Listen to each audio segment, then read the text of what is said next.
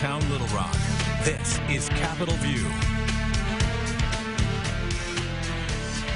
And good Sunday morning to you. Welcome into Capitol View. I'm Jay Burr. The coronavirus is shutting down the world, the nation, parts of Arkansas. Local and national lawmakers working to open up funds to get us through this crisis. And Representative French Hill, home from the Hill, he is joining us now with the very latest on the goings-on here. And Representative Hill, we appreciate the time.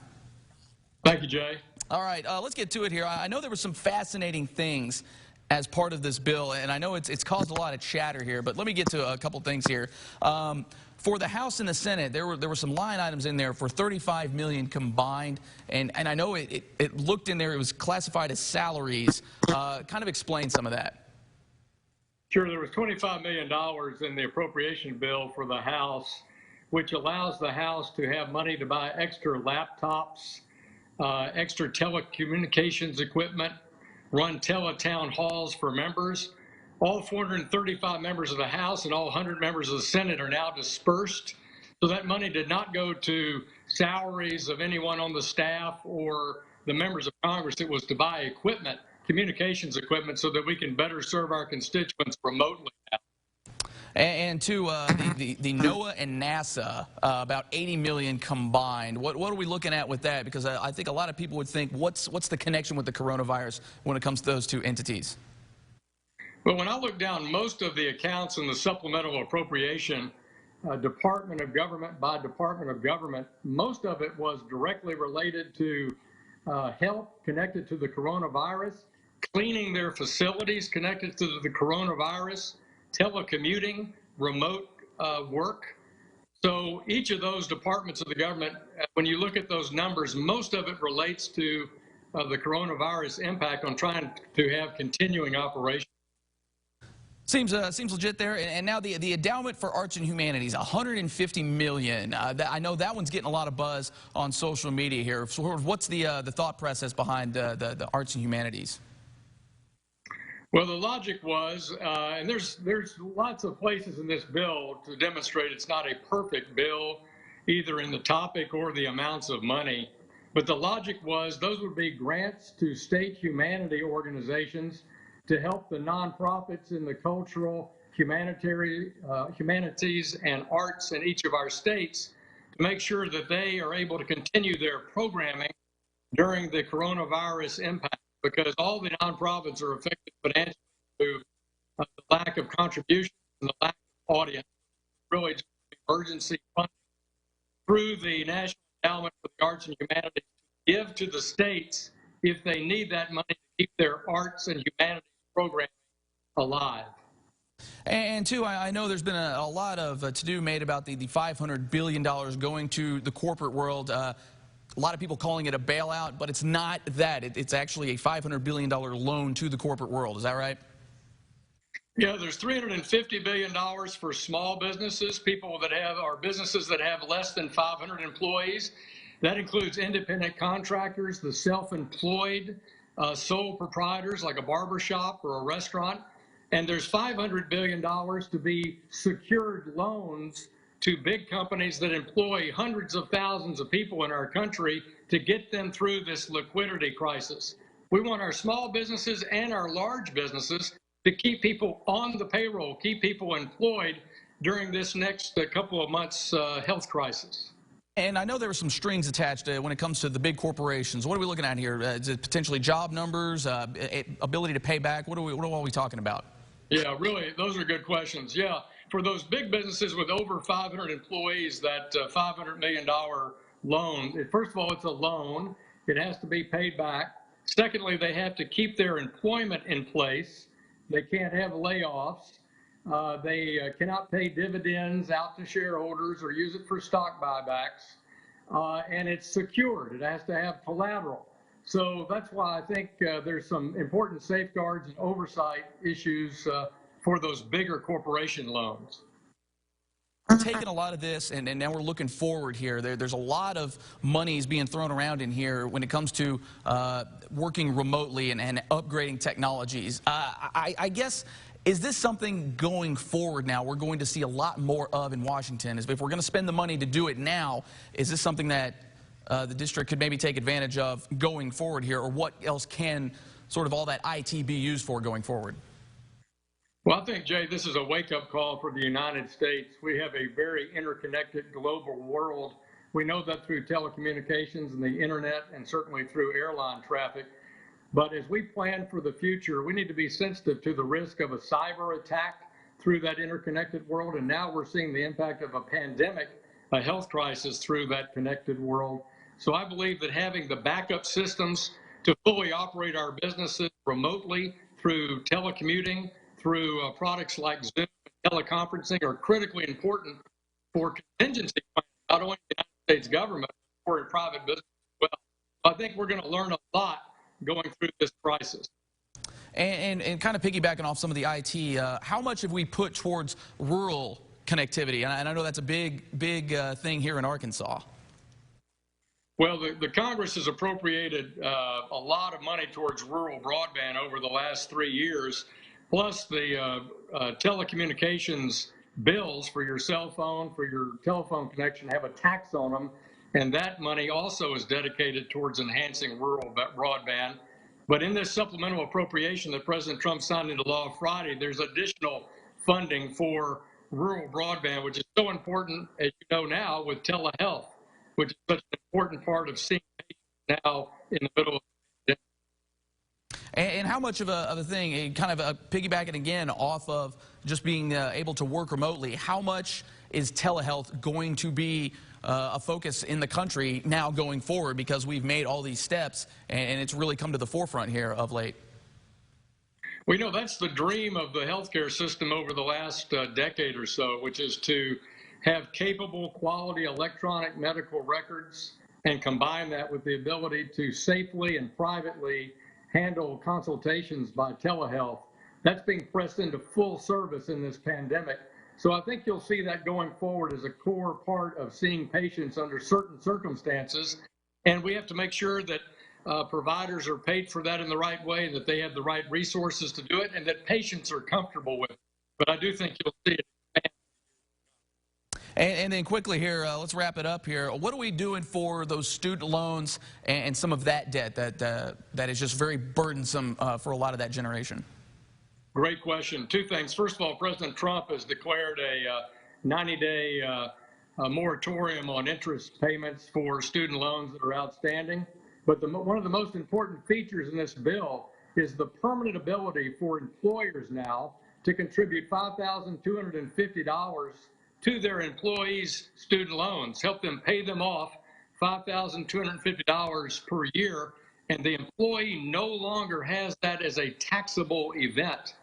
So the employer can provide that. And I know as a former employer for many, many years, I loved paying tuition to help my employees go on to college or graduate school. But now here's a way for employers to help pay more of that student loan debt off as they recruit talent to their firms.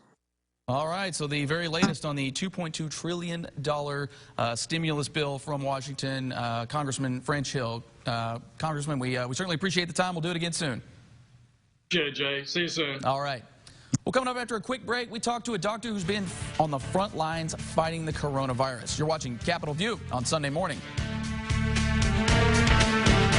Acre Family Pharmacy is proud to serve as Maumel's only locally owned pharmacy. This allows us to offer better care at a better price with extended hours, free delivery, and custom compounded medications. So come on over and let our family care for yours.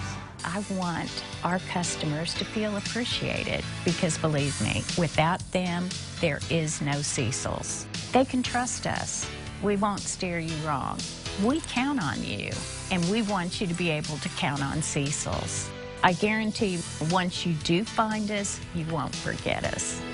Cecil's Fine Jewelry. We want to be your jeweler for life. There are everyday actions to help prevent the spread of respiratory diseases. Wash your hands. Avoid close contact with people who are sick.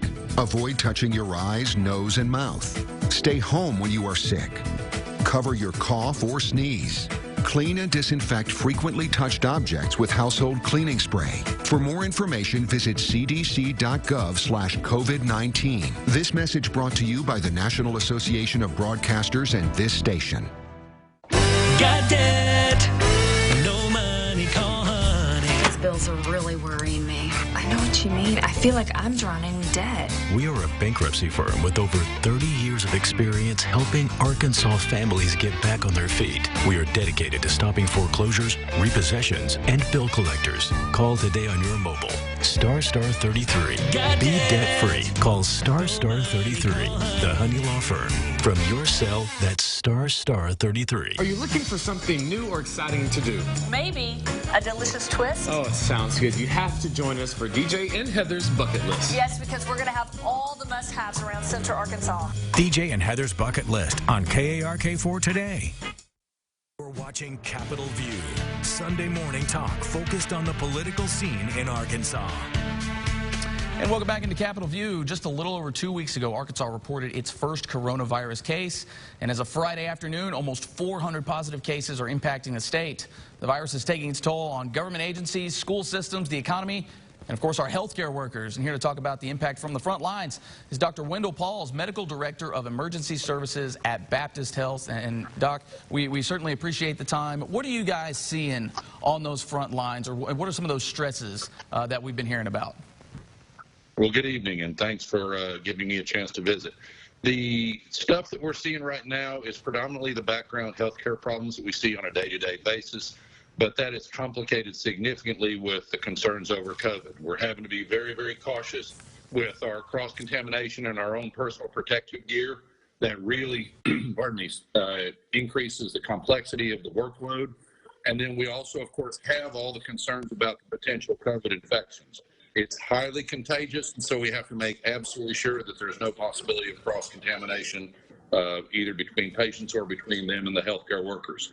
We are starting to see some positive patients here in Arkansas, and that really is also increasing the workload. And you bring up that PPE, and it's a term that we're all familiar with now, is that personal protective equipment.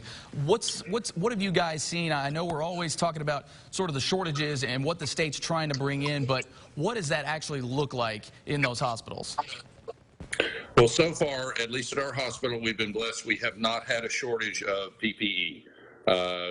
There's always that day-to-day, do we have enough, but the hospital's been able to provide everybody with all the gear that we needed to make sure that we've got everything protecting both us and the patients. We are trying to be judicious in the use. We're only wearing the N95 masks when they're appropriate. Everybody is wearing the regular surgical mask to prevent cross-contamination. And the gowning and ungowning and disposal of all the gear, it gets to be a challenge. We're filling up an incredible number of trash cans full of gear every single day. But that's what you got to do to make sure that the contamination is taken care of. Absolutely. And Governor Hutchinson mentioned on Friday that if cases could potentially reach upwards of 3,500 come mid-April, and the state expects about 750 people to be hospitalized, is this sort of a worst-case scenario where the state could potentially be overburdened? Well, honestly, anything is possible, and we are certainly trying to make sure that we're prepared for that. As I said in another situation, I've never seen the hospital systems more engaged in problem solving and anticipation than what we've been in with this situation. The hospitals, and in particular our hospital, has all hands on deck as far as planning and preparing for this. We hope it's not going to be that bad. I'm cautiously optimistic that things won't be quite as bad as the doomsday scenarios you hear sometimes.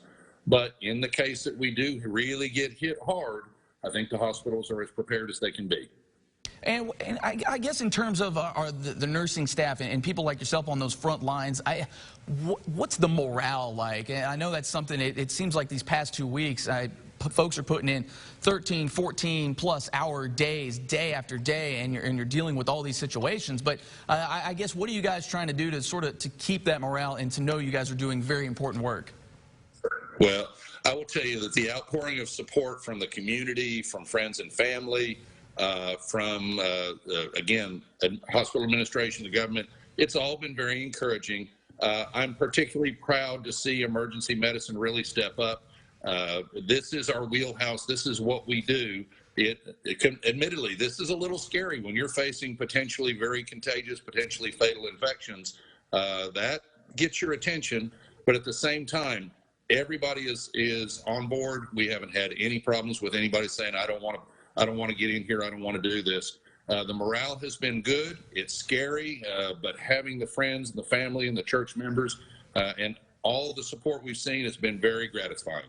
And last week, Governor Asa Hutchinson also announcing, there was help on the way for you guys. 300 new nurses, 100 new physicians that have been sort of put to the front of the line in terms of their licenses. When it comes to this, is that number really significant when we're talking about hospitals potentially across the state? Potentially, that could be life-saving. There is a certain limit that any one physician can provide as far as service is concerned before he or she simply becomes overwhelmed and can't provide good care. If we have a truly tremendous number of very seriously ill patients, you have to have a certain workload of work staff of physicians and nurses to be able to provide that care. We hope it doesn't come to that again, but we are preparing for a worst case scenario, and if that's the case, having all hands on deck, all boots on the ground, being prepared to provide the care that these folks need, especially when it's hopefully protocol driven and somewhat repetitive, we should be able to provide really good care even in the event of a real significant, overwhelming case of COVID. And this may not necessarily be your wheelhouse with telemedicine, but how much is that going to change the game now that that has really been pushed to the forefront here in the past week? I'm a huge advocate for telemedicine, and I will tell you, I think that telemedicine will become far more significant over the next 5 or 10 years as the people of Arkansas start saying, wow, this is really great. I don't have to drive a long way. I don't have to do other things. I can have the convenience of telemedicine and yet still get the appropriate care. There are a lot of other states in the union that have been ahead of us in telemedicine, and I sincerely hope this pushes us to advance telemedicine in the state of Arkansas. Well, sometimes it takes a crisis, Doc. Dr. Wendell Pahls with Baptist Health, man, we certainly appreciate it, and best of luck out there. Stay safe out there on the front lines. Thanks so much. You be good. All right. When we come back, we take a look at your top political headlines of the week. You're watching Capitol View on Sunday morning.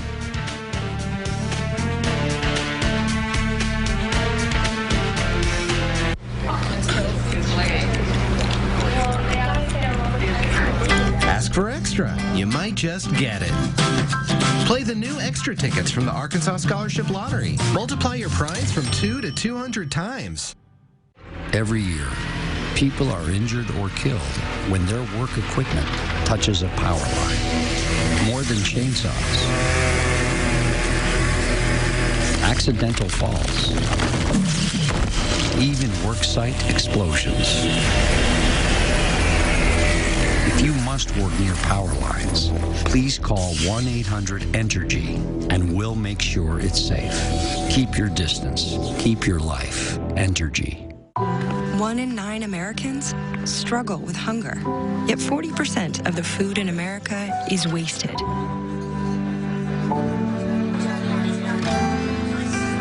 The Kroger Company's Zero Hunger, Zero Waste Foundation is working to help end hunger and food waste in neighborhoods across America. Together, we can help end hunger. Learn more at zerohungerzerowastefoundation.org. Your entire home depends on its foundation, but shifting soil, cycles of wet and dry, time, they all take a toll. As your foundation fails, you see things like wall cracks, sticking doors and windows, or gaps in the trim and cabinetry. Little problems get bigger, and in the end, your entire home can lose value. But there's a solution. Call Redeemers Group for a permanent solution that makes your home safe and solid again. Enjoy your home, protect your investment. Call Redeemers Group today. Sold it. Attention Greersbury Lake home buyers and pilots. Absolute real estate and personal property auction. 90 Bonaire Road in Higdon, Arkansas. With a beautiful 4,000 square foot, 4-bedroom, 4.5 bathroom lakefront home. With an airplane hangar, neighborhood airstrip, and boat ramp.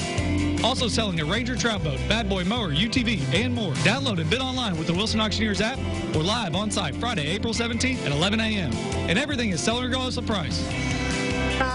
Sold it.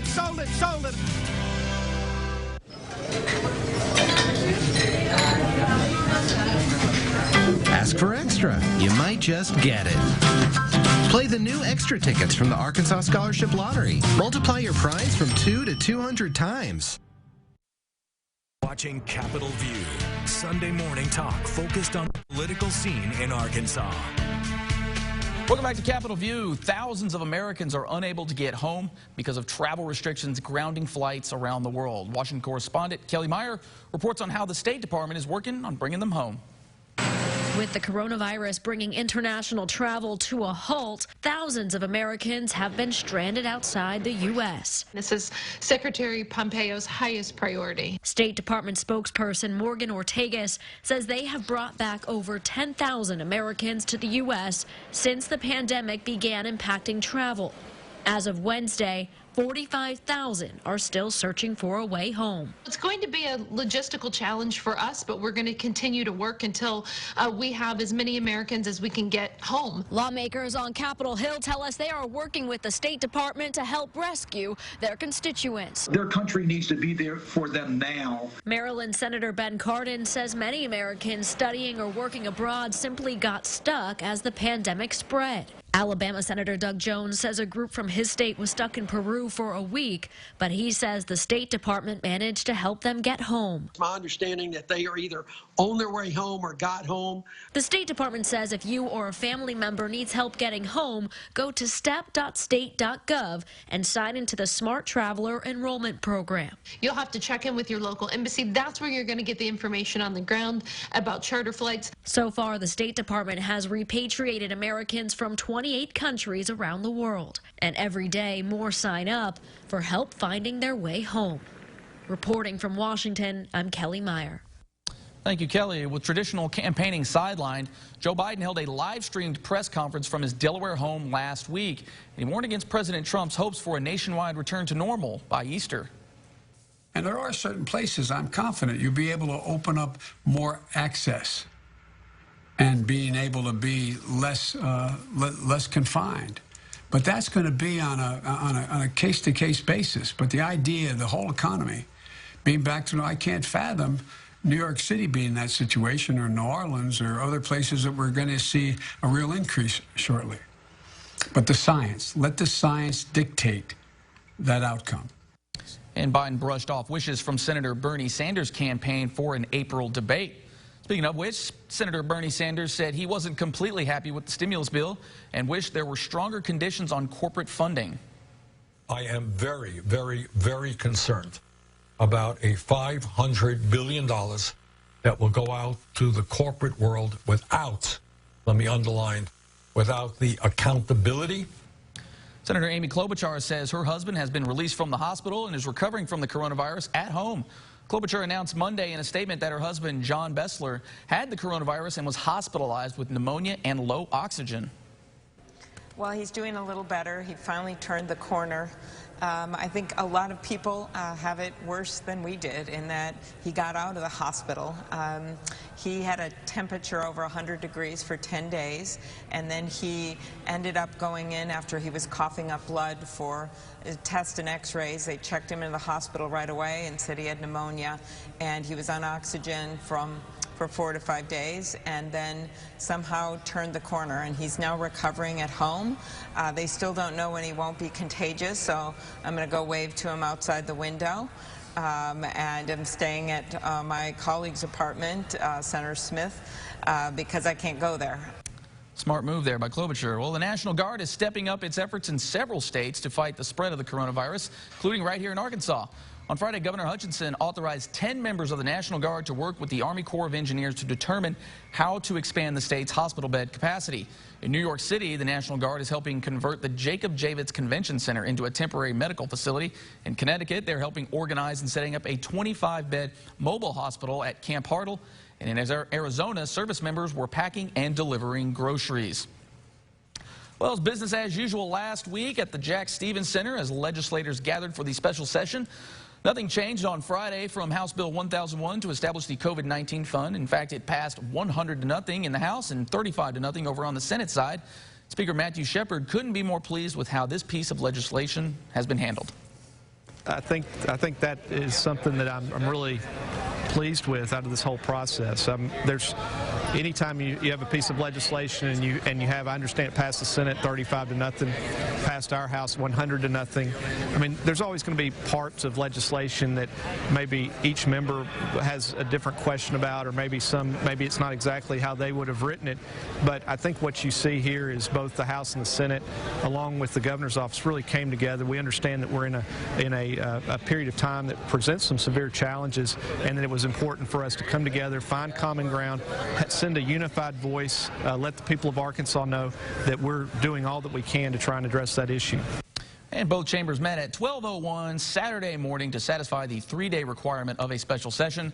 House voted on the Senate bill, and the Senate voted on the House bill, passing both of those. And we're back to wrap it up right after this. You're watching Capitol View on Sunday morning.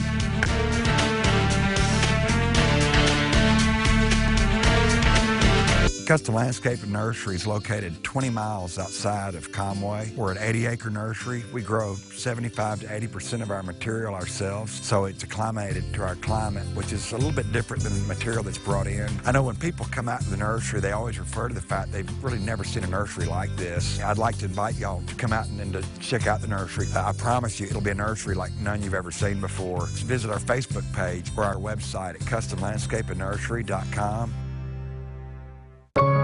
Nothing is more important than family, especially in uncertain times.